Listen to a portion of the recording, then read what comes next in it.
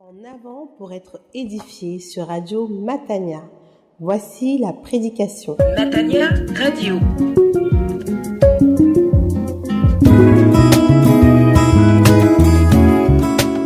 Auditeur de Radio Matania, j'introduis une prédication du pasteur Claude Missendibazi qui a pour titre le suivant: Prendre plaisir à respecter Dieu. Prendre plaisir à respecter Dieu, et pour texte de référence, celui d'Ésaïe, chapitre 11, les 10 premiers versets.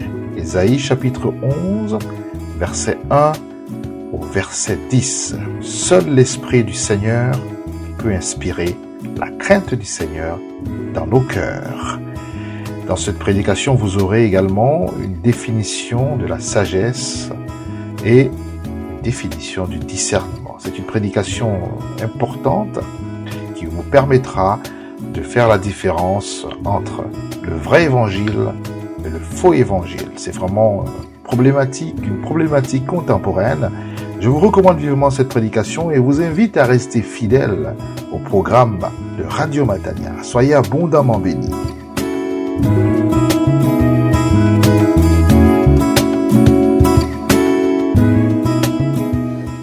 Ce matin, nous allons continuer donc sur ce thème si important qu'est la crainte de Dieu. Amen. Avant de le faire, nous allons prier. Je vous ai dit pendant toutes ces semaines que ce sujet m'a été confié par le Seigneur. Et en tant que coursier de Dieu, je viens vous transmettre ce message. Amen. Je ne veux pas m'adresser simplement à cette assemblée, mais à tous ceux qui auront la grâce d'écouter ce message, Amen. et les autres également. Certains messages n'arrivent pas de la même manière, et la manière qu'un message m'est donné montre l'importance de ce message. J'ai reçu une succession de songes lorsque, il y a quelques semaines, j'ai commencé à préparer ce thème qui est la crainte de Dieu.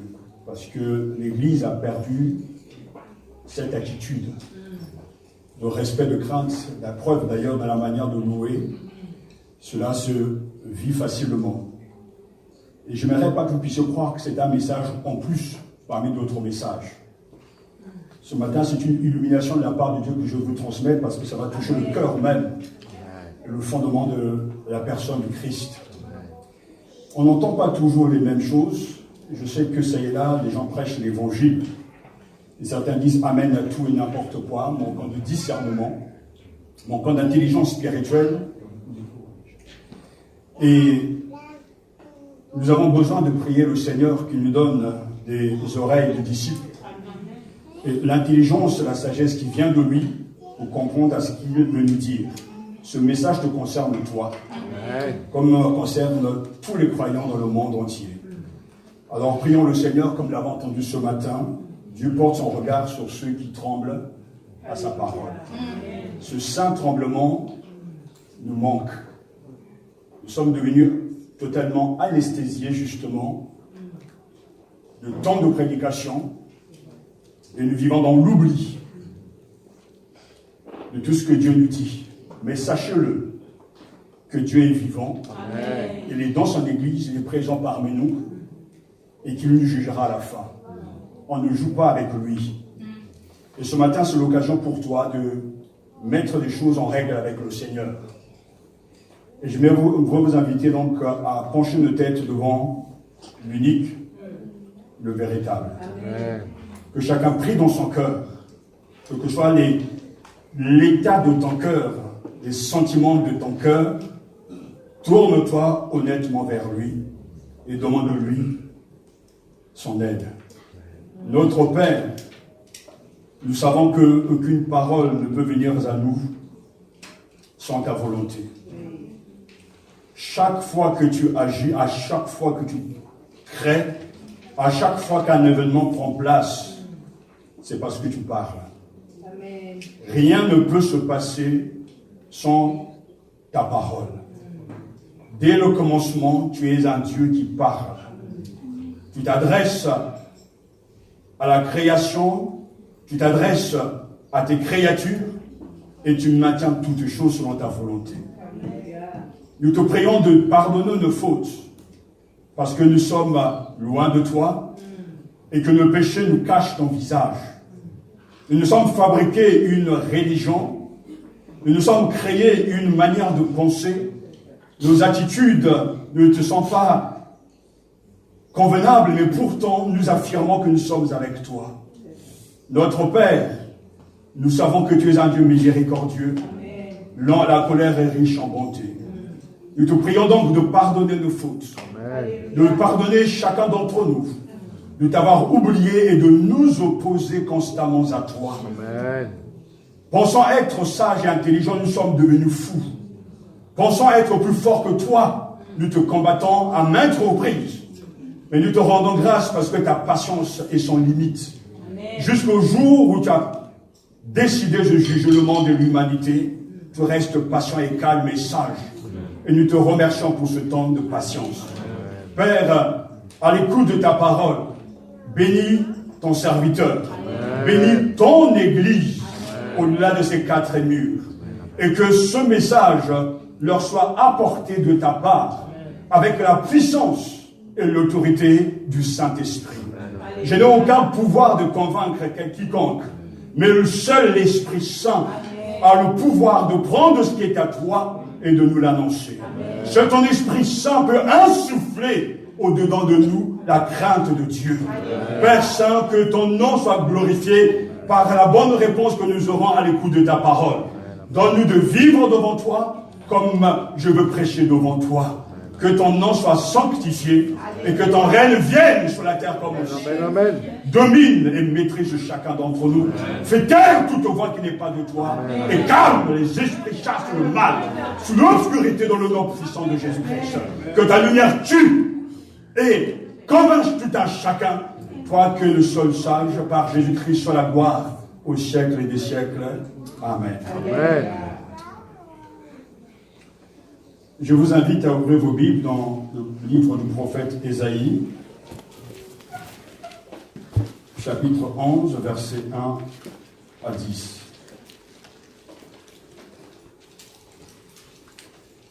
Ésaïe, chapitre 11, versets 1 à 10.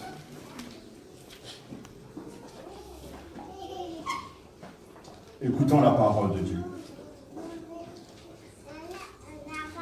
Un rameau sortira de la souche de Jessé, un rejeton jaillira de ses racines. Sur lui reposera l'esprit du Seigneur, esprit de sagesse et de discernement, esprit de conseil et de vaillance, esprit de connaissance et de crainte du Seigneur.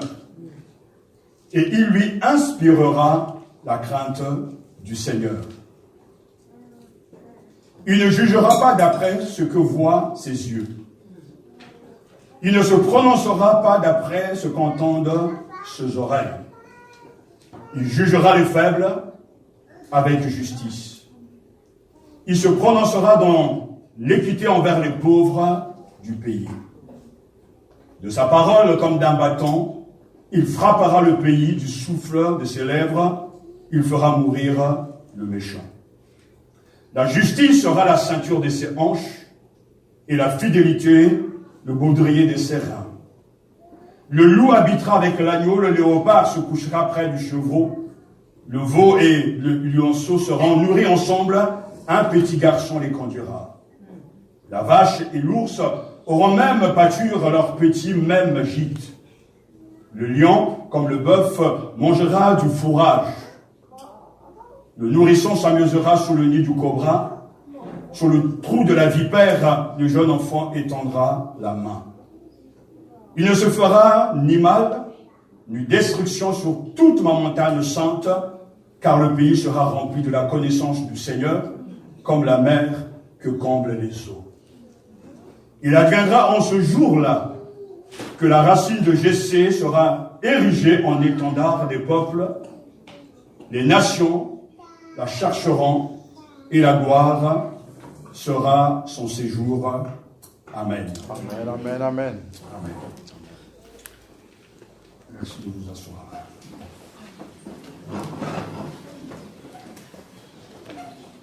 Voici le message que Dieu t'adresse. Seul l'Esprit du Seigneur peut inspirer la crainte de Dieu dans ton cœur. C'est l'Esprit de Dieu qui insuffle la crainte de Dieu dans le cœur de chaque croyant. Amen. Cette semaine, j'ai entendu un grand opticien français raconter sa vie et expliquer les secrets de sa réussite. Aujourd'hui, il est devenu très riche, très connu, très célèbre, et il a raconté comment il a débuté avec peu, endetté, mais il a cru que ce qu'il était en train de faire était digne d'intérêt. Il a eu, bien sûr, à maîtriser plusieurs stratégies pour pouvoir vendre son produit, ses produits, et de nos jours, il est devenu très riche. C'est vrai que la richesse est un don de Dieu. Mais ce qui est intéressant, c'est le fait qu'il partageait les secrets de sa réussite. Et de nos jours, on est intéressé par le secret de ceux qui ont réussi. Lorsqu'il s'agit bien sûr des personnalités dans ce monde, c'est intéressant, mais ça s'arrête là. Mais lorsqu'il s'agit du roi des rois, du seigneur des seigneurs, Jésus-Christ, nous sommes intéressés. Jésus est unique, parfait, irrésistible, et lui seul est digne de notre attention, de notre adoration. Amen, amen. Ce qu'il a été, ce qu'il est, ce qu'il a fait et ce qu'il fait encore est unique. Jésus lui aussi a eu sa motivation, ses motivations et ses secrets. Avant justement de découvrir ce qui motivait le Christ et ce qu'il habitait et qui a fait la réussite, la grandeur et l'unicité de notre Seigneur et Sauveur, rappelez-vous que sans la personne du Christ, le christianisme n'est rien. Une gnose, c'est-à-dire une connaissance, une idéologie tout au plus. Ce qu'il faut penser, c'est le Christ. Amen. Ce qu'il faut faire, c'est lui. Ce qu'il faut croire, c'est lui. Vivre, c'est vivre de sa vie. Il est tout, il résume tout. Amen. Il ne peut qu'être le centre de toute théologie et le sujet inépuisable de ma méditation. Jésus-Christ nous suffit, non pas Christ plus quelque chose, ou Christ ajouté à quelque chose d'autre. Nous devons faire le tour du monde et crier « Jésus satisfait pleinement ». Jésus satisfait pleinement. L'Église doit revenir à la fascination de la personne de Jésus. Nous devons à nouveau retrouver la joie de le connaître et la joie de le servir, la joie de l'adorer. Jésus-Christ est unique, toute sa vie a été unique. Le prophète Ésaïe nous partage cette vision remplie d'espérance et de joie. L'espérance du croyant ne sera jamais déçue parce qu'elle repose sur le Dieu de l'univers. Quand Dieu parle, il veille à sa parole afin de l'accomplir. Ésaïe prédit l'avènement futur d'un roi juste, de la lignée de David, qui sera attentif aux humbles, fera régner la parfaite justice et opérera la réconciliation entre les êtres.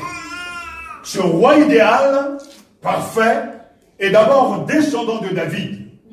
Verset 1, l'Esprit de Dieu est sur lui.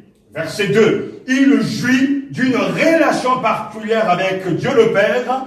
Il apporte une nouvelle ère sans précédent de paix, de prospérité et de justice.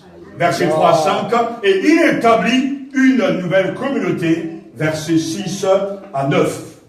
Et pour avoir une vision juste, justement, du comportement et des actes de ce Messie suprême qu'est Jésus-Christ, nous avons besoin de comprendre ce qui motive et ce qui a motivé le Seigneur à faire tout ce qu'il a fait. C'est parce que l'Esprit Saint, l'Esprit de Dieu l'a inspiré que le Christ a fait des choses remarquables. Amen, amen, amen, amen. Le texte nous le dit très clairement.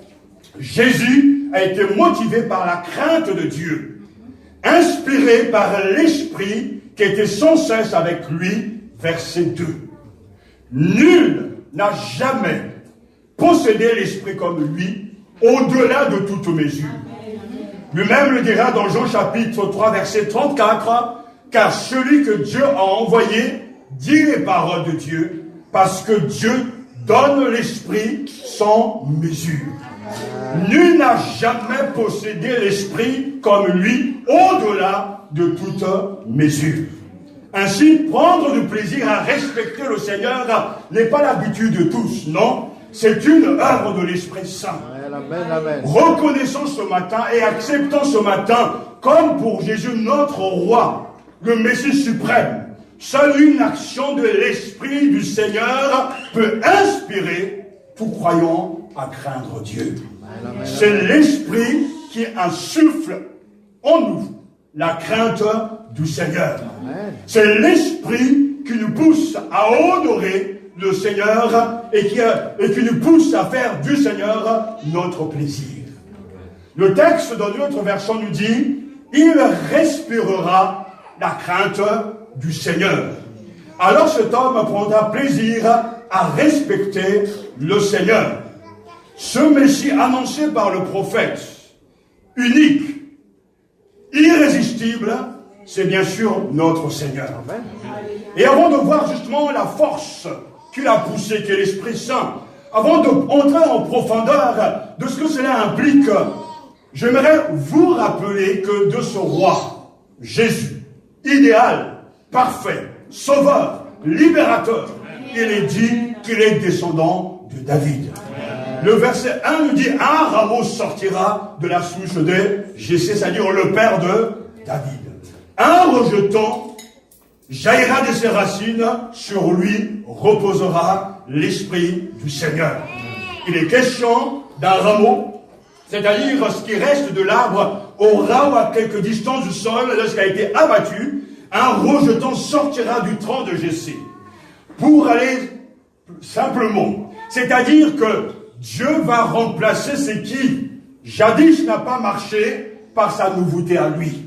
C'est-à-dire dans l'histoire du peuple de Dieu, Dieu a envoyé des rois, mais ce n'étaient pas des rois qui étaient conformes, je dirais, qui avaient touché la totalité de son dessein. Akaz a été envoyé, Ézéchias a été envoyé, et bien sûr le roi David, l'homme sur le cœur de Dieu, mais pourtant, le prophète annonce un roi idéal qui va repartir, qui va commencer à partir de la promesse donnée donc à Abraham, mais aussi à David. Ta maison et ta royauté subsisteront toujours devant moi. Amen, amen. Et ce roi idéal est bien sûr descendant de David. Ça montre bien que Jésus vient de quelque part et a une identité. Alors que le tronc et la guévoire abattu, comme le sujet de la Bible, n'a pas de fruit, n'a pas de possibilité de croissance, de fructifier, Dieu suscite un rejeton. Et ce rejeton, c'est le Seigneur lui-même. Dieu n'annule pas ce qui a été fait, il le transforme. Et le renouve par sa grâce. Un rameau sortira de la souche de Jessé, le père de David, un rejeton. Rappelez-vous également que de ce roi idéal, la Bible nous dit clairement dans le livre de l'Apocalypse que Jésus lui-même porte et proclame ce titre au chapitre 5, verset 5 de l'Apocalypse. Alors l'un des anciens me dit, ne pleure pas, car le lion de la tribu de Juda, le rejeton de la racine de David, a vaincu pour ouvrir le livre et ses 7 sceaux. Alléluia. Apocalypse chapitre 22, verset 16. Moi, Jésus, j'ai envoyé mon ange pour vous attester ces choses dans les églises. Je suis le rejeton de la racine de David et son descendant l'étoile brillante du matin. Ce roi, c'est bien le Christ. Il est déjà venu, mais il reviendra pour chercher son église. Ce roi, c'est notre Seigneur. Et dans le verset 2 nous dit que ce roi Jésus idéal, parfait, sauveur, libérateur, il est dit que l'Esprit de Dieu repose sur lui d'une manière permanente et non en vue d'une mission provisoire et limitée. Sur lui reposera l'Esprit du Seigneur pour toujours. Amen, amen. C'est pourquoi il est unique. Amen, amen. C'est pour ça qu'il est impeccable, inimitable. Le Messie, le roi idéal, n'est pas comme les autres rois. Si le Messie, c'est-à-dire Jésus le roi, idéal, parfait, sauveur et libérateur, peut jouir d'une relation particulière avec Dieu le Père, apporte une ère vraiment sans précédent de paix, de prospérité et de justice, c'est qu'il a l'Esprit. L'Esprit de Dieu est sur lui. Dans l'Ancien Testament, l'Esprit venait sur les rois, les prêtres, les sacrificateurs. Mais en Jésus, avec Jésus, l'Esprit habite en lui en permanence. Amen, amen. C'est l'une des raisons de son unicité. Pour remplir son rôle de roi, son rôle de prophète, de sage, Jésus est rempli de l'Esprit. Amen, amen. Sur lui, non seulement l'Esprit descend, mais l'Esprit repose sur lui. Nul n'a jamais possédé l'Esprit comme lui. Au-delà de toute mesure. Et nul non plus ne l'a jamais possédé à sa façon. Amen, amen, amen. Christ est unique. Amen. Car celui que Dieu a envoyé dit les paroles de Dieu. Parce que Dieu donne l'Esprit sans mesure. Amen. Il est descendant de David, le rejetant de David, alléluia, mais il est celui qui est habité par l'Esprit. Sur lui, l'Esprit reposera, l'Esprit du Seigneur. J'aimerais attirer votre attention, parce que l'Esprit a agi en Jésus, avec Jésus. Lui seul est rempli de l'Esprit à ne plus en finir et pour toujours. Amen. Nous savons selon le credo qu'il a été conçu du Saint-Esprit et qu'il est né de la Vierge Marie. Nous voyons Jésus dès le sein maternel, l'Esprit est avec lui, l'Esprit est en lui. Alors que l'on voit les autres libérateurs comme les Samson, les Samuel, les Jean-Baptiste avoir l'Esprit en eux pour un temps, mais Jésus, lui, dès le sein maternel, il est rempli de l'Esprit Saint. Amen. Lors de son baptême, rappelez-vous, le ciel va s'ouvrir et l'Esprit va descendre en forme de colombe et une voix se fait entendre du ciel. Voici mon fils bien-aimé en qui j'ai mis tout mon affection. Écoutez-le. Jésus est habité par l'Esprit. Amen, amen, amen. La présence de l'Esprit est avec lui. Et on le voit bien même dans son ministère. Même dans sa manière d'être, l'Esprit agit. C'est le même Esprit qui est en lui, qui va le guider dans le désert, afin d'être tenté. Luc chapitre 4. C'est dans l'Esprit qu'il affronte le diable et délivre ses victimes. Alors Jésus fut emmené par l'Esprit dans le désert pour être tenté par le diable.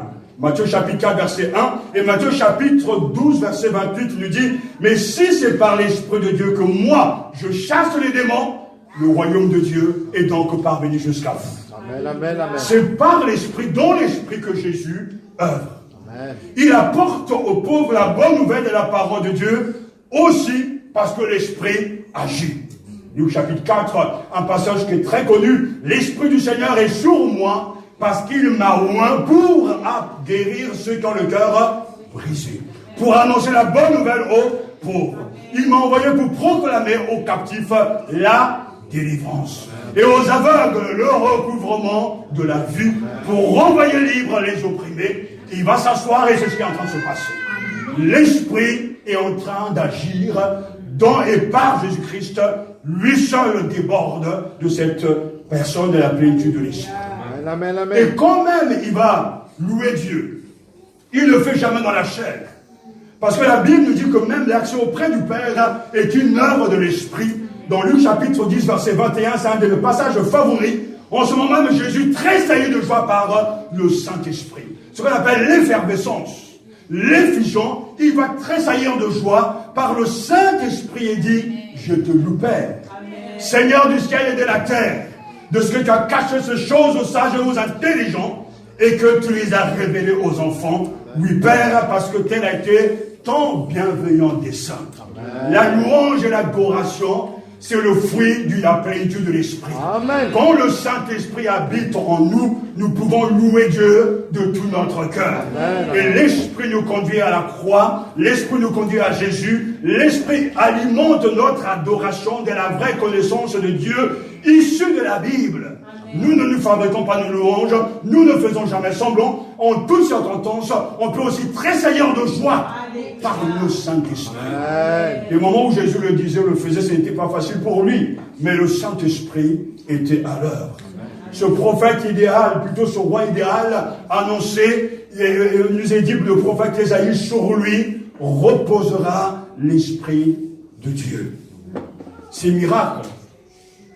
Même sa mort, jusqu'à la mort, l'Esprit du Seigneur est à l'heure. L'Esprit du Seigneur, Dieu, est sur moi. Et celui qui va le préparer à vivre et à faire ce qu'il est en train de faire. L'Église doit retrouver la joie de contempler un Seigneur unique. Parce que le cœur de notre foi, ce ne sont pas les miracles, les manifestations, les charismes, les dons. Le cœur de notre foi, c'est un Christ unique, un Christ parfait. Et le chrétien le contemple dans la gloire via les Écritures et reconnaît que Jésus est vraiment irremplaçable, incomparable, unique et inimitable. Mais pourtant, l'Esprit qui est à l'œuvre en lui, avec lui, et dans l'Église, c'est le même Esprit. Sur lui, l'Esprit non seulement descendra, mais reposera. Mais quelle joie pour nous. À le jour de la Pentecôte, l'Esprit Saint est descendu dans l'Église. L'Esprit du Seigneur qui va faire le même travail pour nous comme il a fait pour le Seigneur. C'est là où nous voulons arriver, frères et sœurs. Ce roi parfait, unique, ce personnage mystérieux, qui se cache derrière justement le rameau, reçoit les traits d'un gouverneur au service de Dieu, comblé des dons spirituels qu'il devra transmettre à son peuple afin de l'établir dans le repos conçu par Dieu. C'est parce que l'Esprit repose sur lui, l'Esprit va l'inspirer. Les dons de l'Esprit sont évoqués ici. Il va donc recevoir l'Esprit donc de sagesse et de discernement, esprit de conseil et de vaillance, esprit de connaissance et de crainte du Seigneur, et lui inspirera la crainte du Seigneur. Ça, c'est l'œuvre de l'Esprit de Dieu. Amen. L'esprit de sagesse et de discernement. C'est-à-dire des qualités intellectuelles. Soulignons une profonde intelligence, une intelligence supérieure. Amen, amen. L'Esprit de Dieu rend intelligent. Amen. Alléluia. Esprit de sagesse et de discernement. Amen. Nous avons vu que la sagesse, ce mot hébreu okama, c'est la crainte de Dieu et le commencement de la sagesse. Le sage, c'est celui qui réfléchit et qui obéit à Dieu. Le sage, c'est celui qui est prudent. Le sage, c'est celui qui fait les bons choix. Le sage, c'est celui qui a la connaissance. Cette connaissance qui va être appliquée aux situations réelles du quotidien. Ainsi, le sage n'est pas quelqu'un qui écoute, mais c'est quelqu'un qui écoute, qui comprend et qui applique les principes de Dieu. Amen. Et le commencement de la sagesse commence par la crainte de Dieu. Amen. Et quand l'Esprit de Dieu agit en nous, et quand l'Esprit de Dieu habite en nous, il insuffle en nous, au-dedans de nous, la sagesse et le discernement. L'intelligence de dire non, de dire oui, parce que l'Esprit de Dieu, c'est un esprit de sagesse et de discernement. Esprit de conseil et de force. Il s'agit là des qualités pratiques. Mettons l'accent sur la capacité de prendre des décisions morales et un esprit courageux. L'esprit de conseil et de force. Nous voyons cet esprit travailler dans la vie du Seigneur. Avec lui, tout était clair. Il n'y avait pas d'ambiguïté. Avec lui, tout est transparent. Jésus est capable de pouvoir dire et faire ce que nous n'oserons jamais dire et faire. Parce qu'il est rempli de conseils et de force.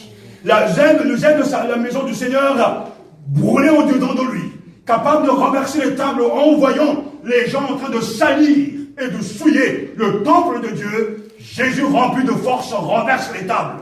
Aujourd'hui, les églises, même quand on renvoie, lorsqu'on expulse les croyants qui se comportent mal, les gens crient au scandale. Mais quand nous sommes habités par l'amour de la maison de Dieu, et que l'esprit de force et de discernement est au-dedans de nous, nous n'avons pas peur, nous ne craignons pas les gens, mais nous agissons à l'égard et par rapport à Dieu pour renverser les tables de ce faux prophète et de ces faux dieux et de ces idoles dans les églises pour laisser toute la place et la qualité de la maison de Dieu à Dieu lui-même. Amen.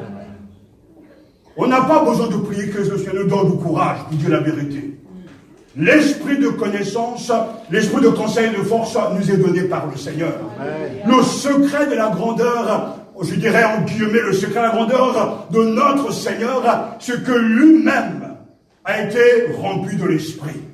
Ce qui fait sa force et sa grandeur, c'est le fait que lorsque je pensais à lui encore, ces derniers jours, je me suis souvenu qu'entre Dieu le Père et Dieu le Fils, il y a eu un contrat. Le Fils qui est Dieu, comme le Saint-Esprit qui est Dieu, comme le Père est également Dieu. Entre le Père et le Fils, ils ont passé un contrat.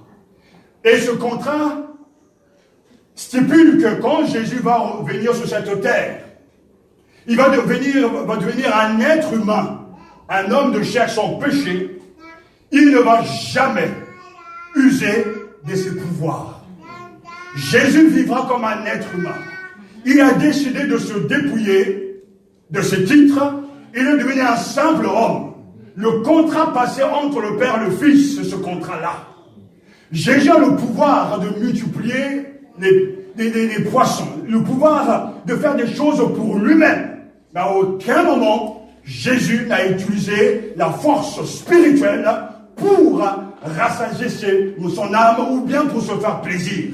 Il aurait pu devenir très riche, il avait la possibilité de le faire. Il aurait pu construire des villas, ne plus en finir. Il aurait pu avoir une garde-robe incroyable en son temps, il est capable de vivre parce qu'il est Dieu. Mais Jésus, à aucun moment, n'a utilisé les ressources surnaturelles pour ses propres fins. Amen. Juste, simplement, à un moment, lorsqu'il a fallu payer ce que l'on devait à l'État, c'est-à-dire Matthieu chapitre 17, le trajet justement, l'impôt annuel, Jésus dira à l'un de ses disciples, va, prends l'hameçon, va dans la mer et pêche, tu prendras donc un poisson et tu trouveras donc l'argent nécessaire pour aller payer ma part d'impôt comme la sienne, etc. Et c'est ce que Jésus a fait. Mais à aucun moment, ce miracle, il a fait pour lui-même. Il aurait pu, lorsqu'il a Gethsemane, appeler une armée d'anges pour le secourir, mais Jésus n'a jamais utilisé les ressources surnaturelles pour des fins personnelles. Et quand on entend l'évangile d'aujourd'hui, qui est centré sur l'homme, viens dans mon église, tu seras guéri. Viens dans l'église, tu auras la bénédiction. Tout tourne autour de l'homme. Tout tourne autour des besoins de l'homme. Jésus, qui est homme à 100% et Dieu à 100%, n'a jamais utilisé son pouvoir pour lui-même, mais pour toujours bénir les autres. Et c'est là déjà un élément important de ce faux évangile qui circule ça et là. Le chrétien devient chrétien par amour pour Dieu. On ne vient pas dans l'église pour recevoir des bénédictions, mais on vient à l'église parce qu'on aime Dieu et qu'on aime Dieu, on reçoit ces bénédictions pour aller servir le Seigneur dans le monde. Et ça, c'est l'Esprit de Dieu qui est capable de le faire. Amen, amen, amen. Esprit de conseil et de force. Et Ésaïe dit également, esprit de connaissance et de crainte du Seigneur. tes qualités spirituelles. Quand l'Esprit de Dieu travaille, on le voit bien, il nous transmet, il insuffle au-dedans de nous la sagesse, l'intelligence, la prudence, la bravoure, la connaissance et la crainte de Dieu. Amen, amen. Comment peut-on voir dans la vie de Jésus cette crainte? Contemplons-le ce matin. Jésus ne fait rien pour lui-même. Jean chapitre 4 nous dit que sa nourriture au quotidien est de faire toujours la volonté de son Père. Amen. Il vit pour lui obéir. Il ne fait même pas un miracle sans sa bénédiction, sa permission.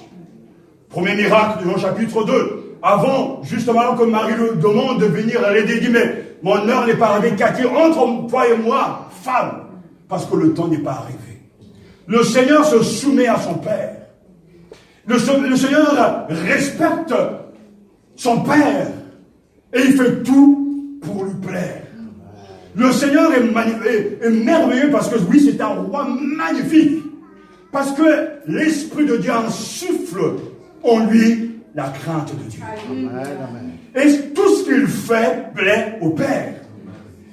Et le Père est d'accord avec ça. Il témoigne même qu'il, ce fils m'agrée. Ce fils me fait plaisir. Il est conforme à ma volonté parce qu'il fait tout ce que je lui demande. Nous ne pouvons pas écarter ce pont de la vérité. Quand les chrétiens revendiquent professent du fait qu'ils sont au Seigneur et vivent pour eux-mêmes, je le dis simplement de la part de Dieu qui n'ont pas compris l'évangile. Si nous voulons prendre la suivance et suivre le Christ, trois choses Jésus dit à ses disciples. Si quelqu'un veut venir après moi, il doit d'abord renoncer à lui-même, se charger chaque jour de ma croix et il doit me suivre. Ces trois expressions sont des expressions clés pour reconnaître un disciple. Si quelqu'un veut être un élève de Jésus, qui a reçu l'Esprit du Seigneur Jésus, il doit d'abord renoncer à lui-même. Marc chapitre 8, il dit très bien, il doit renoncer à lui-même. Mais regardons-nous ce matin. À qui pensons-nous le plus? Qu'est-ce qui nous donne le plus de soucis? C'est nous-mêmes, nos familles, des cousins. On arrive pourtant à tout faire au nom de l'égoïsme. Si quelqu'un veut me suivre, il doit d'abord renoncer à lui-même. Il doit d'abord renoncer à lui-même. Ce n'est pas d'abord mes plaisirs. Ce n'est pas d'abord mes vacances. Ce n'est pas d'abord mes biens matériels. Ce n'est pas d'abord ma carrière, mais d'abord Jésus.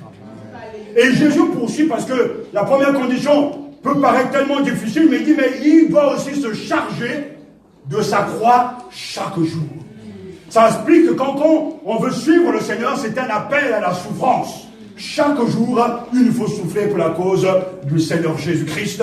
Chaque jour, nous devons prendre notre croix et le suivre et accepter les souffrances qu'il a préparées et voulues pour chacun d'entre nous. Et il dit bien qu'il me suive. On ne suit pas quelqu'un. On ne suit pas un pape, une philosophie, une dénomination, mais on suit le Christ. Amen, amen, amen. Aujourd'hui, les gens suivent tout le monde et n'importe qui. Croyez-moi, j'ai eu une vision lucide de l'Église. C'est pour ça que Dieu s'adresse à l'Église. Aujourd'hui, les gens se proclament prophètes. Certains ont leur maître à penser, qui ne craignent pas Dieu, qui ne connaissent pas la Bible. Mais les gens le suivent bêtement. J'ai entendu ces dernières semaines de temps de témoignages contradictoires des gens intelligents. Satan ne veut pas que ce message passe, mais il passera. Amen, amen, amen. Jésus-Christ. Je prends le micro, merci. Aujourd'hui, bien de gens suivent leur propre prophète. Ils ont leur pasteur préféré. Ils ne vérifient pas si ces gens sont remplis de Dieu, de la parole. Au nom de Jésus-Christ. au nom de Jésus-Christ. Ils ne vérifient pas si ces gens ont vraiment la crainte de Dieu, mais ils décident de tout suivre. Regardez même dans l'église, comme ici ailleurs, les gens quittent l'église, certains les suivent bêtement. Mais l'Esprit de Dieu nous donne l'intelligence de choisir et de comprendre la parole de Dieu. C'est un esprit de crainte de Dieu. Et cet esprit, le Seigneur l'a donné à l'église, l'a donné à chaque croyant. Avant d'aller plus loin, concernant cette crainte de Dieu, qu'est-ce qu'est la crainte de Dieu? La crainte de Dieu, alors que j'ai passé beaucoup de temps à étudier cette expression pendant des semaines, j'ai pu résumer cette expression en quelques mots. La crainte de Dieu, c'est d'abord une attitude. C'est une attitude chrétienne, religieuse, de révérence. Lorsque l'on craint Dieu, on a une attitude, un comportement. Aujourd'hui, si vous vous tenez devant le président de la République, vous n'allez pas vous tenir n'importe comment. La présence et le statut de la personnalité imposent le respect. Lorsque l'on craint Dieu, la manière de venir, de se présenter devant le Seigneur, la manière de se comporter, la manière même de s'habiller, la manière de vivre avec les autres montre ou démontre à tort ou à raison si nous craignons Dieu ou pas. La crainte de Dieu est une attitude d'abord. Mais c'est une attitude de révérence. Parce que dans ce mot même, ira en hébreu et phobos en grec, ça dit crainte, ne sont pas de crainte de peur, ce qu'on comprend, ce qu'on accepte que celui devant qui on se tient est supérieur à nous. C'est-à-dire que lorsqu'on est devant la reine, on sait que la reine est supérieure à ses sujets. Ce n'est pas la reine en tant que femme qui est supérieure, parce que ça reste toujours une créature de Dieu. Mais notre relation est différente parce que son statut est supérieur à notre statut. Que vous soyez une star, un acteur ou même une personnalité connue, quand vous êtes invité par la reine, vous devez de vous comporter de manière à respecter cette dame. C'est le statut qui fait que nous nous comportons, nous avons une attitude de révérence, de respect. Lorsque Dieu est réellement le Dieu qui est au-dessus de tout, et que Dieu est notre roi, et que nous avons de lui une vision supérieure à la crainte des hommes, alors croyez-moi, on va se mettre à terre par rapport au Dieu créateur. Amen. Tant que l'Église ne reviendra pas à une pleine connaissance, à une révélation de qui est Dieu, la crainte de Dieu n'existera pas. Mais quand le Saint-Esprit insuffle au-dedans de nous la crainte de Dieu, on verra Dieu différemment. Dieu n'est pas comme nous, Dieu n'est pas nous, et Dieu n'est pas à notre service. Il est le Créateur, celui dont il faut craindre, il est redoutable, il est le seul sage, celui dont on n'épuise jamais le mystère. Et quand le Seigneur permettra que c'est cette vision, alors tu vas trembler. On ne va jamais se présenter devant une personnalité, devant celui qui est supérieur avec des vêtements sales. On s'arrange toujours. Jamais, à aucun moment, si tu es invité par le président, tu seras en retard. Jamais. Jamais, à aucun moment. Si on te dit de pouvoir venir à chaque jour pointer à l'Élysée, tu seras en retard. Jamais. Parce que le statut de ces choses, de ces gens, te pousse à les respecter. Mais où est le respect de Dieu? Ces absences répétées dans ta propre maison, ces comportements indignes du Seigneur, c'est parce que tu ne connais pas Dieu. C'est pas possible que tu le connais, que tu l'aies rencontré, parce que la crainte de Dieu est une attitude de révérence. Amen. Et de respect mêlé de crainte à l'égard de Dieu qui est le tout autre. Amen. Parce que il est le tout autre, celui dont on ne peut jamais épuiser le mystère. Nous le craignons. Amen, amen. Et ce qui est magnifique, c'est que le Seigneur qui est Dieu lui-même a eu l'Esprit de Dieu qui reposait sur lui et l'a inspiré à craindre Dieu. Alléluia.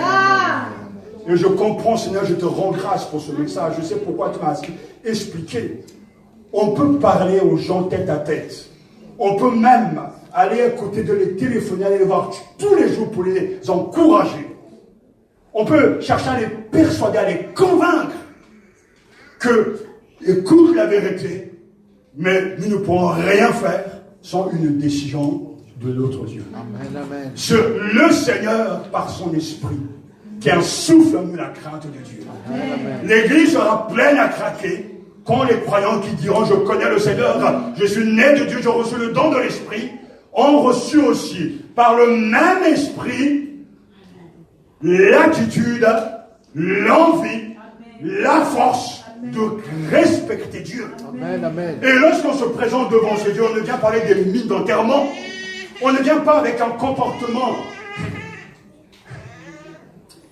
démesuré, non. Le respect de sa personne nous pousse à l'adorer. Parce que l'adoration même est un signe de la crainte de Dieu. Amen, amen. Quand on craint Dieu, on le respecte. Amen, amen. Et on respecte ce qui lui appartient. Amen. Et là, vous pouvez comprendre, vous qui m'écoutez, pourquoi Jésus pouvait même aussi se mettre en colère dans sa propre maison, parce que le zèle de la maison de Dieu dévorait, le dévorait. C'est l'Esprit de Dieu qui insuffle la crainte de Dieu. Amen, amen. Dans le texte hébreu, il nous est bien dit que de ce roi, Jésus idéal, parfait, sauveur, libérateur, il est dit que son inspiration est dans la crainte de Dieu. Le verset 3. Et il inspirera la crainte du Seigneur, c'est-à-dire il prendra son plaisir dans la crainte de l'Éternel. Honorer le Seigneur sera tout son plaisir.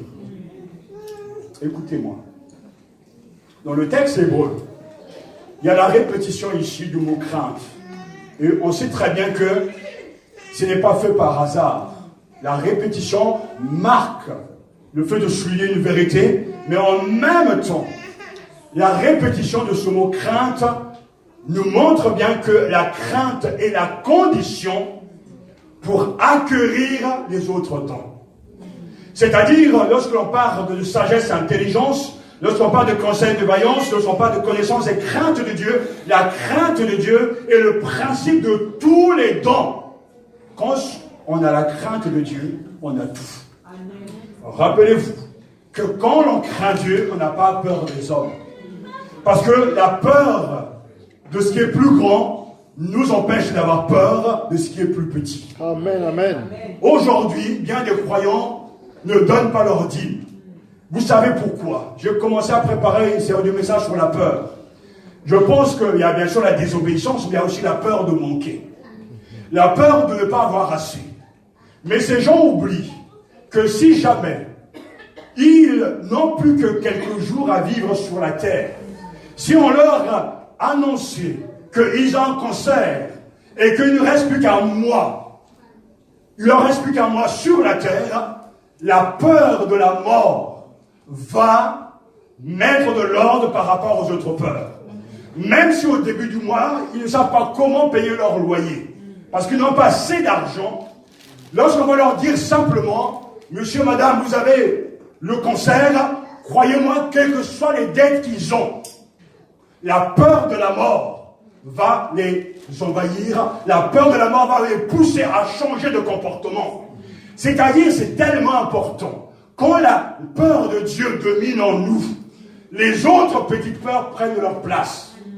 Quand on connaît réellement Dieu, quand on le respecte, donner sa dîme ne devient pas un problème. Parce que si nous respectons le supérieur, l'inférieur sera respecté. Amen. Amen. Les gens négocient parce qu'ils sont dans l'inquiétude. Mais rappelez-vous ce que je vous ai dit, Jésus est dirigé par l'Esprit. Qui a enseigné à ses disciples, ne vous inquiétez de rien. C'est bien lui. Quand l'on craint Dieu, on peut tout donner à Dieu. D'ailleurs, de toute façon, tout appartient au Seigneur. Car la crainte de Dieu est le commencement de la sagesse. Nos peurs ne sont pas du tout fondées. Parce que si nous craignons Dieu, nous ne craindrons pas les hommes. Si tu crains Dieu, tu ne craindras pas le sorcier du quartier. Parce que Dieu est supérieur au sorcier. C'est une question de logique.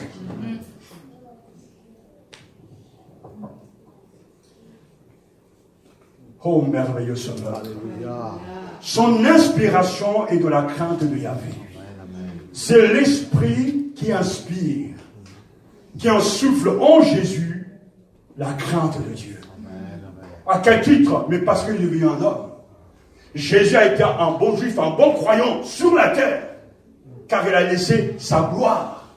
Il a laissé ses titres, mais il a pris la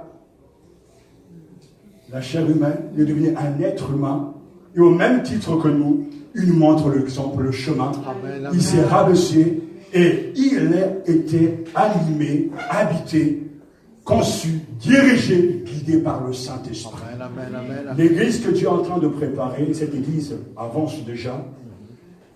Croyez-moi, il n'y a pas beaucoup d'élus. Mais il y a beaucoup d'appelés. J'ai vu dans mon esprit des gens qui jouent à des rôles, à des comédies, depuis longtemps, qui font semblant de suivre Dieu, qui font semblant même de l'adorer. Il y en a même qui font semblant de distribuer des dons, qui font semblant de faire des miracles. Mais Dieu sait toutes choses. Amen. L'église qu'il est en train de préparer et qui est déjà en marche, cette église ne s'arrêtera jamais. Ce qu'il y a beaucoup d'appelés, il y a peu d'élus. Comment reconnaît-on un élu de Dieu? Ce qu'il est animé par l'Esprit de Dieu. L'attitude qu'il a, c'est la crainte de Dieu au-dedans de lui. Amen. Il tremble, il ne parle pas n'importe comment. Il ne se permettra jamais de critiquer des pasteurs, des serviteurs de Dieu, parce qu'il a la crainte de Dieu au-dedans de lui. Il ne se permettra jamais de remettre en question l'autorité des Écritures, parce qu'il a la crainte de Dieu au-dedans de lui. C'est l'Esprit qui l'anime. Amen, amen. Et lorsqu'on regarde cette expression, on voit bien que Jésus avait la crainte.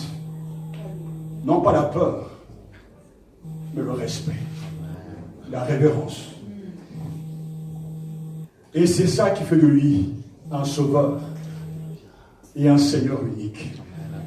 Ce roi, Jésus idéal, parfait, sauveur, libérateur, il dit qu'il jouit d'une relation particulière avec son Père. C'est vrai. Et lui seul peut faire ce qu'il a à faire, tellement revêtu, habité par l'Esprit, qui il sera le seul qui a le droit de me juger et de te juger. Parce que lui seul connaît tout de moi. Lui seul connaît tout de toi. Et Ésaïe lui dit, il ne jugera pas d'après ce que voient ses yeux, ce que nous avons l'habitude, nous, de faire. Les versets 3 à 5 décrivent justement ce qu'il est capable de faire. Il ne jugera pas dans le sens à dire qu'il ne va pas prendre des gens par rapport à ce qu'il voit de ses yeux, non pas l'apparence, mais il connaît la réalité. Amen. Et là où nous sommes, il sait tout de nous. Amen. Mariage, divorce, remariage, enfant ou pas, carrière, il sait de nous, tout de nous. De la même manière qu'il connaissait toute la vie d'Abraham, toute la vie de David, toute la vie de Jérémie, je me rends compte que c'est un plaisir, une joie immense de savoir que Dieu sait tout de moi. Amen, amen, amen. Parce que c'est son jugement à lui qui est important, pas le jugement des gens. Amen, amen. Et lui, il ne jugera pas selon les apparences, mais parce qu'il est revêtu de l'Esprit. En tant que Dieu, il sait tout du début jusqu'à la fin. Amen. Il jugera les faibles avec justice. Il se prononcera dans l'équité envers les pauvres du pays. De sa parole comme d'un bâton, il frappera dans le pays. Du souffle de ses lèvres, il fera mourir le méchant. La justice sera la ceinture de ses hanches et la fidélité, le baudrier de ses reins. Alléluia. Il ne jugera pas sur les apparences. Béni sois-tu, Seigneur. Alléluia. C'est un grand réconfort pour ceux qui souffrent d'entendre ces paroles. Amen, amen. Parce qu'il y a beaucoup d'injustice dans le monde. Mais où est Dieu? Il y a beaucoup d'injustice même dans les églises. Il y a beaucoup de méchanceté parmi les nations, mais où est Dieu? Dieu est là. Alléluia. Il le jugera. Amen, amen. C'est le amen. migrant qui meurt. Dieu jugera parce qu'il y a toujours des responsables. Tous ces gens qui sont affamés, Dieu jugera parce qu'il y a toujours des responsables. Dieu est présent même au milieu de ceux qui souffrent et qui gémissent parce qu'il voit tout de A à Z. Et si je peux nous donner un conseil ce matin, faites attention à ce que vous faites. Faites attention à ce que vous êtes en train de dire, même dans le secret, Dieu entend tout. Et tout est écrit dans votre livre. Et au dernier jour, ces livres vont être lus aux yeux de tous. Et tout le monde saura qui vous êtes, ce que vous avez caché. Un jour, quelqu'un m'a posé la question, mais pasteur, si réellement il y a un jugement, comment expliquer que le sang de Jésus nous pardonne? Et j'ai répondu dans ce sens que voilà, si le jugement existe, s'il y a un tribunal, c'est parce que Dieu, à cause de son naissance en tant que saint, à cause de son amour, il ne peut ne pas juger. Si Dieu ne juge pas, c'est un faux Dieu. Autant il aime et qu'il a donné son Fils, qui est mort pour nos péchés et qui a été jugé pour nous sur la croix en devenant malédiction, de la même manière, on ne peut pas penser à son instant qu'il laisse passer le péché. Il va donc nous juger à cause de son amour et à cause de sa fidélité. Maintenant, ce tribunal existe, les croyants seront jugés et la personne dit oui, mais justement, à quoi sert le pardon de Dieu? Mais oui, mais ça, c'est une bonne question, parce que beaucoup de gens se disent, voilà, je peux mentir, je peux calomnier, je peux voler, je peux commettre l'adultère, je m'approche de Jésus, Seigneur, pardonne mes péchés, parce que ton sang a collé pour moi et il est pardonné. C'est tellement facile. Alors, je vous encourage à aller beaucoup plus loin. Faisons en sorte que chacun vive sa vie selon ses propres principes. On va trouver au ciel Hitler, Mussolini, César, on va trouver tous les pires, les criminels. Puisque le pardon de Dieu permet à tous de faire ce que l'on veut, on sera pardonné, il n'y a pas de sanction, c'est faux. Le pardon de Dieu nous est donné lorsqu'on reconnaît notre péché et que la repentance est sincère et que la repentance est réelle. Dieu pardonne nos péchés. Amen. Mais le pardon de péché n'enlève pas les sanctions liées au péché. Tu peux tuer quelqu'un, être pardonné par la société, mais tu vas être jugé, condamné. Et beaucoup de croyants se disent dans leur tête, voilà, le pardon de Dieu sera là, je vais me trouver devant le tribunal et je demandais pardon au Seigneur, ou bien je pensais que Dieu va me pardonner parce qu'il est amour. Croyez-moi, à l'instant même où tu quittes ce monde, le visage de ce Dieu d'amour est fini pour toi. Le seul visage qui t'attend de l'autre côté, c'est le visage d'un juge. Mais d'un juge que tu ne peux pas tromper. Tu peux tromper quelqu'un, tu peux mentir au pasteur, tu peux mentir à sa femme, tu peux mentir au responsable de l'église, mais tu ne pourras jamais tromper Dieu. Amen. Tôt ou tard, on saura toujours qui tu es. Alléluia. En vous annonçant ce message, je veux que nous puissions trembler devant Dieu. Alléluia. Parce que le jugement va venir, mais il sera trop tard. Les gens jouent avec le pardon de Dieu parce qu'ils ne comprennent pas le pardon de Dieu. Le jugement commencera par la maison de Dieu. Les païens seront jugés, mais les croyants seront jugés. Et certains se disent, mais tant que je peux être au ciel et avoir peut-être une petite parcelle, gloire à Dieu. Mais ça ne se passe pas comme ça. Mais qui te dit même que tu seras là-bas? Le fait de raisonner ainsi, de pécher encore, de continuer à mentir, à voler, à commettre l'adultère, à ne pas écouter ce que Dieu te dit, c'est déjà la preuve que tu n'es pas sauvé. C'est vrai, c'est vrai, c'est vrai, c'est vrai. Amen, amen. Notre juge, rempli de l'esprit, jugera les faibles avec justice. Amen, amen. Il se prononcera dans l'équité envers les pauvres du pays. De sa parole comme d'un bâton, il frappera le pays. La justice sera la ceinture de ses hanches. Béni sois-tu, Seigneur, parce qu'un jour viendra où il faudra bien juger. Je serai jugé, tu seras jugé. Tout à l'heure, mon épouse disait qu'à force d'entendre la parole, certains même s'ennuient. Certains même ne se sentent même pas du tout concernés. Certains même veulent quitter peut-être à l'instant même à la salle, ne veulent même plus écouter parce que pour eux, c'est trop long, c'est exagéré, etc. Mais laissez-moi vous dire de la part de celui qui m'a envoyé, tout ce que je suis en train de dire est écrit dans la Bible. Amen, amen. Nous devons tous être jugés. Et si tu te sens tellement insensible à ce que Dieu est en train de te dire, c'est que ton état est vraiment déplorable, c'est une tragédie. Je prie que le Seigneur te réveille de ton sommeil. Amen. Et qu'il te donne ce matin, à l'instant même, la grâce de le connaître et de vivre de la lumière. Parce que ce roi de justice viendra. Et la ceinture qu'il portera, c'est la justice. Amen. Je te rends grâce, Père, parce qu'un jour viendra où tu essuieras toutes larmes de nos yeux. Les souffrances que nous sommes en train de rencontrer finiront un jour. Amen. Et un jour viendra, doit donner les récompenses. C'est ce roi idéal qui est le Messie suprême. Ce qui le pousse, c'est la crainte de Dieu. Amen. L'Esprit insouffle en lui la crainte de Dieu.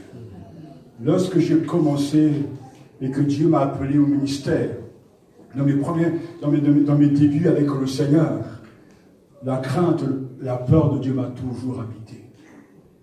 J'ai du mal à comprendre que quelqu'un se lève au nom de Dieu et prophétise, alors que Dieu ne m'a rien dit. J'ai du mal à comprendre comment quelqu'un peut s'autoproclamer prédicateur, pasteur, alors qu'il n'a pas reçu la vocation. Des gens n'ont pas peur, vraiment. Mais il faut dire que quand le Seigneur m'est apparu, parce qu'il m'avait choisi dès le sein de ma mère, et qu'il avait mis en moi son appel, il m'a fait passer par des expériences. Au début, j'ai vu la manifestation remarquable de Dieu.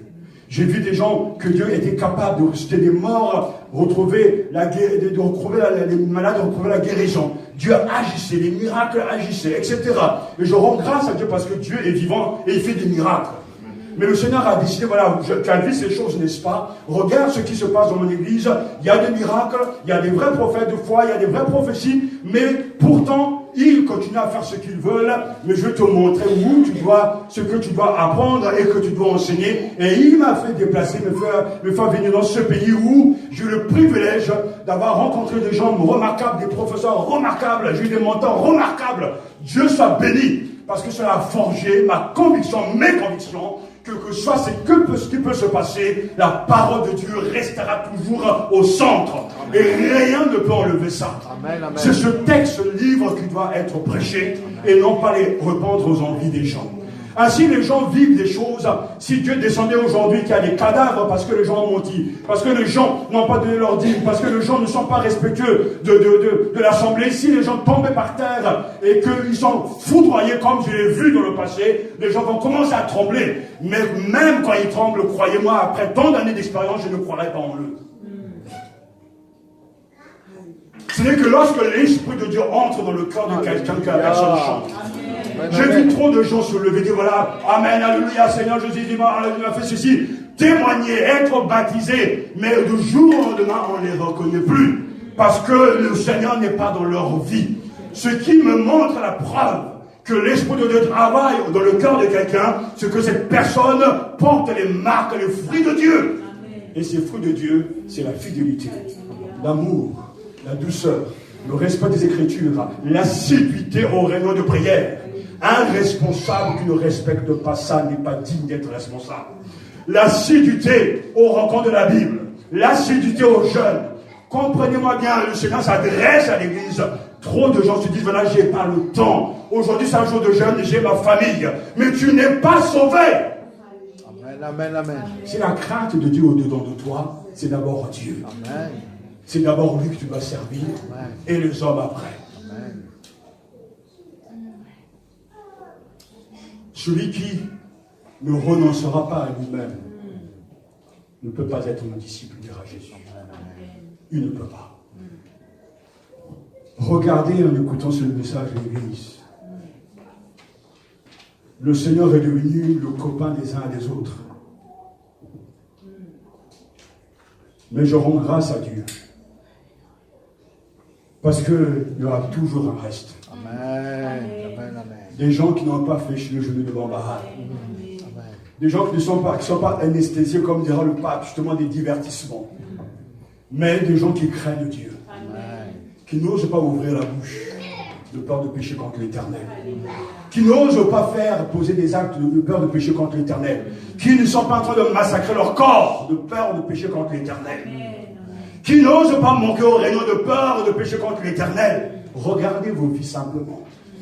À l'heure au travail, toujours au travail. Dieu vous dit simplement d'être là le dimanche, mais malgré ça, même ça, vous ne le respectez pas. Et vous croyez que vous l'aimez? C'est l'Esprit de Dieu qui insouffle la crainte de Dieu. Amen. Les chrétiens doivent être excités en entendant cette parole de Dieu. Reconnaître que comme pour Jésus, notre roi, le Messie suprême, seule une action de l'Esprit du Seigneur peut inspirer à tout croyant la crainte de Dieu. Est-ce que vous avez reçu Christ? Levez les mains, vous qui avez reçu Christ ici. Levez les mains. Ça veut dire quoi recevoir Jésus? Ça veut dire quoi? Parce qu'aujourd'hui, tout le monde lève les mains. Lorsqu'on lance un appel, levez les mains, vous qui voulez recevoir Jésus. Et tout le monde, certains, dans l'émotion, parce qu'ils ne veulent pas passer pour de faux croyants, ils lèvent les mains. Mais quand on lève les mains pour Jésus, c'est un engagement. Ça veut dire qu'on devient son esclave.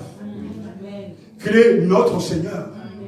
On ne lui impose pas nos volontés, mais on décide de le suivre. Quand on lève les mains pour suivre Jésus, c'est un engagement à vie. Et Jésus a toujours été honnête, que Dieu nous donne, moi, une pousse de le suivre honnêtement. Il n'a jamais caché les conditions de sa suivance. Si quelqu'un veut venir après moi.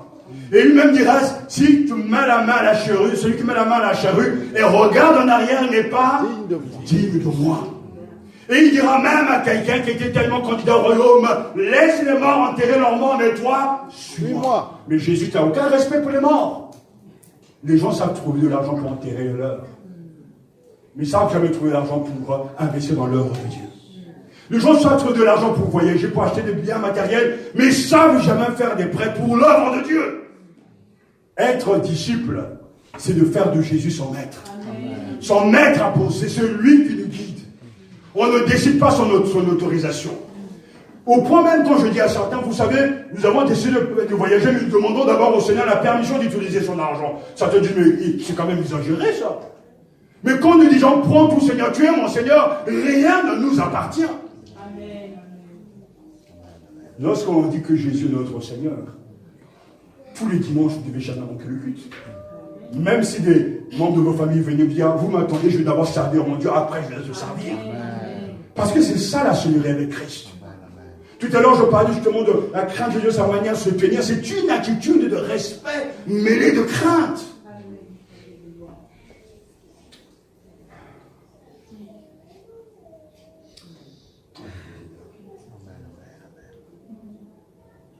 Jérémie dira pour terminer, quelqu'un se tiendra-t-il dans un lieu caché sans que je le voie? Dit l'Éternel. Ne remplis-je pas moi les cieux et la terre, dit l'Éternel. Jérémie chapitre 23, verset 24. Croyez-moi que la crainte de Dieu n'est pas une simple doctrine. La crainte de Dieu est le commencement de la sagesse. Celui qui révère et respecte Dieu est intelligent. Amen. Et Dieu est proche de ceux qui le respectent.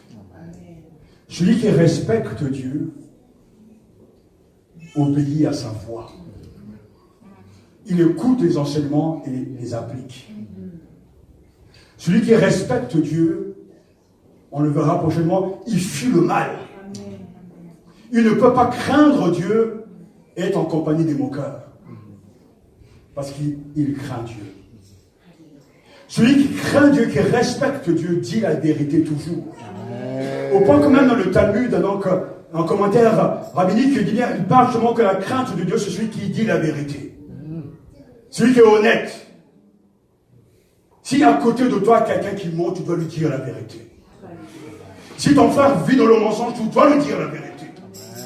Même ton frère de sang, tu dois lui dire la vérité.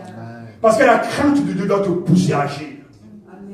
Quand celui qui craint Dieu aime l'église, à épouser l'église. Il ne vient pas pour consommer dans l'église. Il vit pour l'église.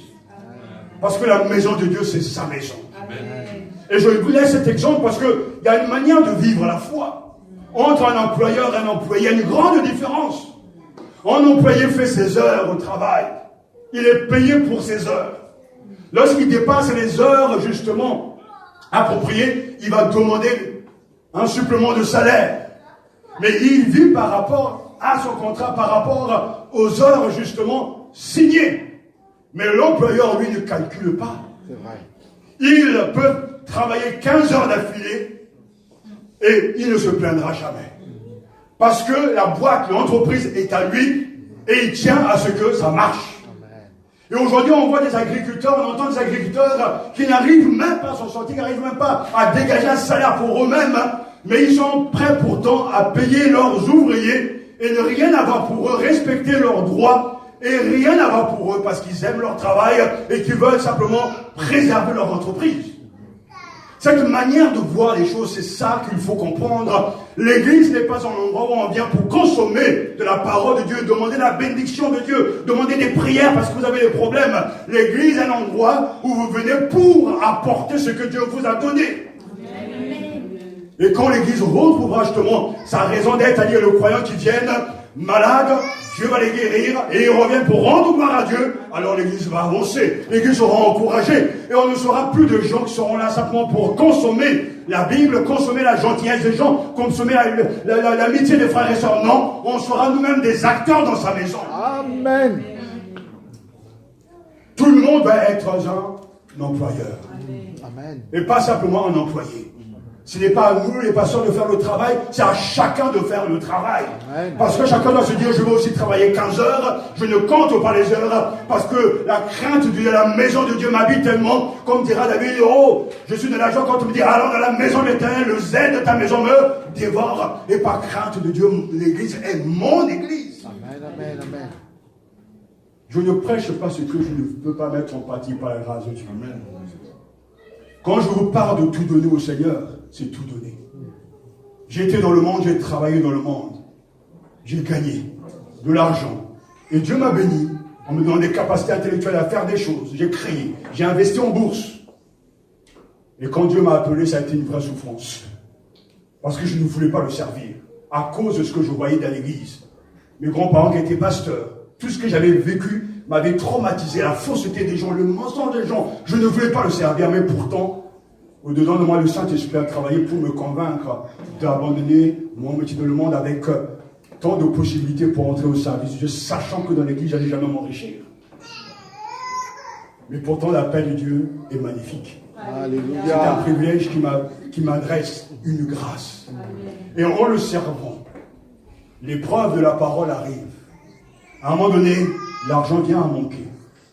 Mais ce que j'avais investi, mes comptes d'épargne, que j'avais tellement alimenté pendant tant d'années pour acheter une maison, etc.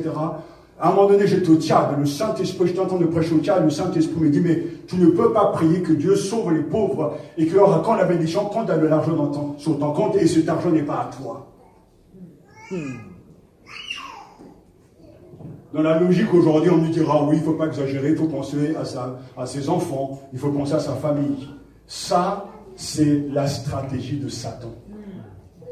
On ne peut pas dire que Jésus est mon Seigneur et oser dire que ça, c'est à moi. Amen, amen. Amen, amen. Cet argent, j'ai dû le débloquer pour le mettre au service de Dieu. Amen. Et même aujourd'hui, ce qui s'est passé dans l'autre ville, la caution était de l'argent personnel qu'ils ont gardé. Pour moi, ça, ce sont mes propres signes à moi que je parle à l'église, que je suis vraiment au service de Dieu. Amen. Le jour où vous serez prêts, vous, à renoncer à ce qui est légitime, je dis bien légitime, allez faire même un prêt pour payer les pasteurs qui ne sont pas payés dans une église, ce que vous aimez Dieu. Amen, amen. Les gens savent faire des prêts pour tout. Mais quand les besoins sont dans l'église, ils ne savent jamais faire les prêts pour l'église. Ce que je vous dis, ça ne vous intéresse pas, ça vous énerve. Mais Dieu est en train de vous parler. Amen, amen. Parce que mon seul souci qu'il y a vraiment dedans de moi, c'est que vous soyez sauvés. Ce que Dieu me montre, c'est qu'à la fin, il y a des gens qui vont tomber de très haut. Parce qu'il y a comme un aveuglement, Satan a aveuglé les gens, ils se promènent comme ça, les yeux totalement fermés, mais ils se promènent. Et ils sont persuadés, mais d'une persuasion diabolique, qu'ils vont aller au ciel. Non, frères et sœurs, ta vie montre et témoigne si tu es sauvé ou pas. Et à chaque fois, Dieu va augmenter les épreuves. Si je suis arrivé à cette épreuve de tout donner, c'est parce que Dieu savait que, en retenant même ce qui est légitime, je dis bien légitime, je lui prouvais que je l'aimais. Pour moi, ça a été cette épreuve et bien d'autres. Pour Abraham, c'était Genèse chapitre 22, de donner son fils unique en sacrifice. Et Dieu l'a arrêté dans sa démarche. Et il dira, maintenant je vois que tu crains Dieu. Et qu'est-ce qu'il va lui dire? Je jure par moi-même. Alléluia. Tu seras béni. Amen. Et cette bénédiction elle n'est pas matérielle, elle est spirituelle. Amen. Pour nous aujourd'hui après la croix. Vous ne pouvez pas défier Dieu. La crainte de Dieu est une attitude de révérence et de respect par rapport à Dieu. Et si réellement vous avez compris ce que Dieu est en train de vous dire, cette semaine, à l'instant même, vous avez déjà commencé à changer. Amen. Vous allez abandonner vos vieilles habitudes et vous allez suivre le Christ en toute honnêteté. Amen. Vous ne manquerez jamais, quand vous allez vous présenter devant Dieu dans la prière, ayez d'abord ce sentiment de crainte et de peur. Parce que Dieu n'est pas votre copain. Dieu n'est pas mon copain. Il est Dieu. Amen. Et on doit le respecter. Amen. On doit venir avec un esprit d'abattement et même de supplication. Oh Dieu, aie pitié de moi. Dans ta grâce, de ta bonté infinie, reçois-moi par Jésus-Christ grâce à son sacrifice. Accepte-moi dans ta présence. Car même les anges ne peuvent pas le voir. On ne peut pas voir Dieu car il est le tout autre. Il est trop saint. Rien sur cette terre ne peut être comparé à lui. Alors ayez ce saint tremblement. Ne venez pas en vous amusant. On entre dans sa présence. Comme des fois j'ai assisté même à des moments de louange, les gens sont là dans une exubérance, mais une exubérance profane, charnelle, sans aucun respect de celui qui est présent. Craindre Dieu, c'est avoir peur de lui aussi. Amen. Amen. Ne pas être terrorisé et s'approcher. Je vis son trône et il dirige le monde. Amen. Il dirige le monde. Amen. Alléluia. Alléluia. Nous voulons prier. Seul l'Esprit de Dieu peut insuffler la crainte de Dieu. C'est là l'œuvre de l'Esprit Saint. Tu es le bon pasteur qui prend soin de ses brebis. Morts dans leurs péchés, ils ne savent pas ce qu'ils font. Convaincus d'être à toi alors que tu n'es pas avec eux. Seigneur, tu envoies une parole. Cette parole est une lumière, une vérité qui blesse, une vérité qui dérange, mais une vérité qui guérit. Certains vont fuir cette parole. Mais ceux que tu as prédestinés au salut entendront la voix de l'Esprit. Souviens-toi d'où tu es tombé, repens-toi et pratique tes premières œuvres. Amen. Le temps passe. Ces gens sont devenus obèses, insensibles à ta parole. Le temps passe et le manque de fruits dans leur vie ne les effraie pas. Le temps passe et leur infidélité ne les interpelle pas. Le temps passe. Ils se sont habitués à mentir, à voler et à rejeter l'autorité de ta parole. Seigneur, nous sommes ce peuple, mais dans ta grâce infinie, dans ta bonté infinie, ramène-nous à toi. Amen. Sauve ces croyants. Sauve ces âmes perdues. Le chemin, le bout, la voie à la fin, c'est la mort, le feu éternel qui ne s'arrête pas. Seigneur, arrête-les maintenant. Amen. Ne les laisse pas poursuivre leur chemin. Barre-leur la route. Envoie-leur une maladie s'il le faut, pour qu'ils rentrent en eux-mêmes et qu'ils invoquent ton nom. Arrête, Seigneur, le plein emploi dans leur vie, qui s'arrête avec toi et qui te consulte. Envoie les obstacles sur leur chemin. Parce que tu veux parler à leur cœur. C'est toi qui nous dis dans ta parole, la crainte de Dieu est le commencement de la sagesse. Ton Église a besoin de retrouver ce saint respect. Amen. Ce tremblement. De cesser, Seigneur, les mauvaises habitudes. De cesser ces habitudes répétées de confession sans sincérité. Pour se convertir réellement. renoncer à nous-mêmes, nous charger de la croix et te suivre. Seigneur, je te rends grâce parce que ce que tu montres est magnifique. Ce que tu nous dis est remarquable. Tu es le rejetant de David. Alléluia. Et nous te voyons déjà à la fin, dans l'Apocalypse. Tu as remporté la victoire. Et tes élus sont dans la gloire. Seigneur, je te rends grâce parce que ce n'est qu'un moment, c'est temporaire ce que nous vivons ici. Un jour viendra où la gloire éternelle et la joie éternelle sera notre partage. Seigneur, je te rends grâce parce que les portes de l'enfer ne pourront rien contre ton Église. Amen. Il y aura toujours de contrefaçons. Il y aura toujours des hérésies. Il y aura toujours des antéchrists. Mais l'évangile sera toujours prêché aux élus. Amen, amen. Je te rends grâce parce que la semence poussera toujours. Toi qui as pu faire pousser de ce rameau. Seigneur, tu as vivifié pour nous donner du fruit. Le roi idéal est venu.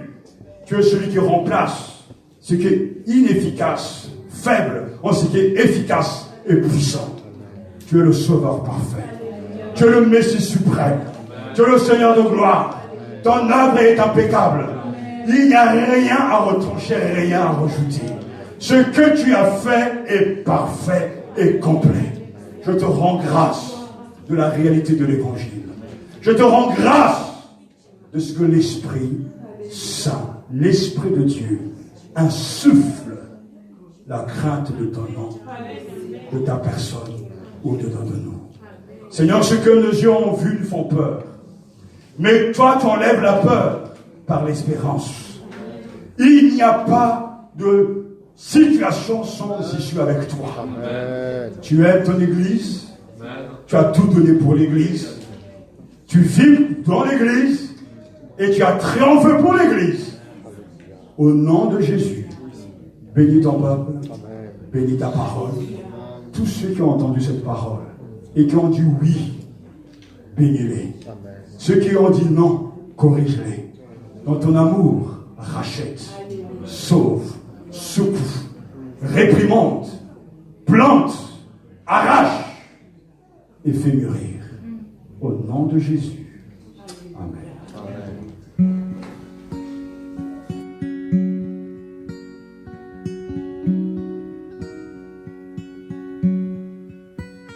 L'amour du Père est infini.